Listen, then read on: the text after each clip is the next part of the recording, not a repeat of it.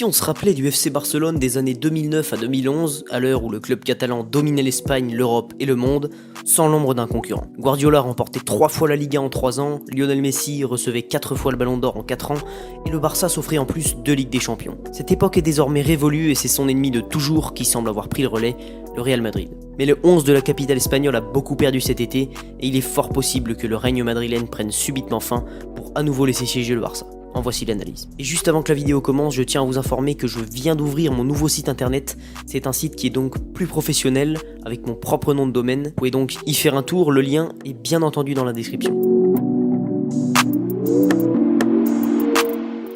Longtemps disputée par le Real et le FC Barcelone, la Liga a récemment penché en faveur du club barcelonais et à de multiples reprises dans la dernière décennie. La Liga et le Barça, on le sait, ça fait la paire et en 2018-2019, le championnat d'Espagne est largement à la portée de Messi et des siens puisque le Real entre désormais dans l'ère Lopetegui et que son rival de toujours a également perdu son cadre offensif en plus de son entraîneur. Pour dominer l'Europe, il faut d'abord passer par un titre national et le Barça sait être redoutable de l'autre côté des Pyrénées dans des moments cruciaux comme celui-ci. Il est évident que tout n'est pas fait, la preuve en est que le Real Madrid occupe, à l'heure où je vous parle, la première place du championnat et que les Merengues sont bien lancés dans leur campagne étatique. Mais pour être honnête, il est difficile d'imaginer un Barcelone en difficulté en Liga, mis à part face au gros du Real ou de l'Atlético, et pour tout dire, il ne serait pas étonnant de les voir à nouveau soulever le titre, et ça, c'est un pas de plus vers la conquête européenne.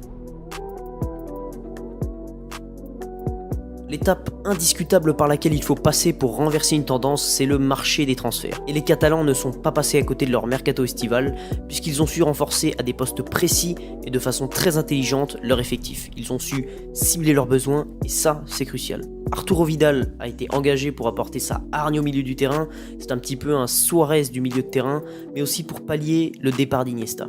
L'anglais en défense pour faire la doublette centrale 100% française aux côtés d'Umtiti, Malcolm devant pour faire un petit peu souffler les cadres dans les matchs moins importants, et enfin Artur Melo, un renfort au milieu et surtout un pari sur l'avenir, car le joueur de 22 ans devrait beaucoup apporter au FC Barcelone dans les prochaines années. Tous les éléments sont réunis pour frapper fort en Champions League, pour faire jouer la carte de l'expérience, mais aussi pour jouer sur tous les tableaux et permettre aux titulaires indiscutables de pouvoir être épargnés dans les petits matchs, je pense notamment aux rencontres de coupe et aux matchs moins impressionnants de Liga.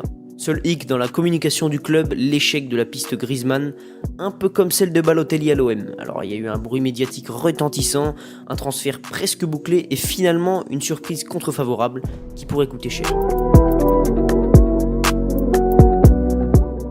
Le trophée qui fait la gloire du rival madrilène depuis maintenant 3 ans, c'est évident, c'est la Ligue des Champions. C'est ce qui lui doit sa réputation de roi d'Europe, d'incontestable plus grand club du monde, alors que le Barça, pour résumer, n'a jamais réussi à atteindre le dernier carré sur les 3 dernières éditions. C'est absolument inconcevable pour un club de cette envergure, et c'est surtout synonyme de 3 échecs cuisants contre l'Atlético, contre la Juventus et surtout contre la AS Rome lors de la fameuse remontada. Le tirage est tombé jeudi et le Barça n'a encore une fois pas été épargné.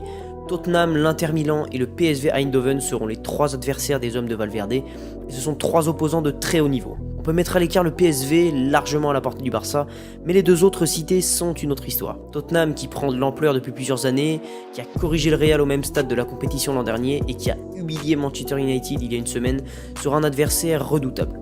L'Inter Milan, de retour sur le podium de Serie A l'an passé, affiche un effectif très intéressant, il pourra réellement surprendre les Catalans dans sa position d'outsider. Même si le Real n'est absolument pas enterré, je n'ai pas du tout dit ça, le Barça semble avoir une occasion en or de reprendre le leadership continental cette année, après le bon mercato qu'ils ont réalisé. C'est un véritable défi pour le FC Barcelone, mais c'est surtout les espoirs de tout un peuple qui reposent sur leurs épaules et qui risquent de s'évanouir en cas de nouvel échec. L'heure du grand retour en Ligue des Champions a-t-il sonné? Je vous laisse en disserter dans les commentaires. En attendant, je vous remercie et je fixe pour la première fois un petit objectif qui est celui d'atteindre les 300 abonnés avant la prochaine vidéo. C'est un peu fou mais je compte sur vous pour partager cette vidéo si vous l'avez appréciée. Merci à tous et à bientôt pour une prochaine vidéo.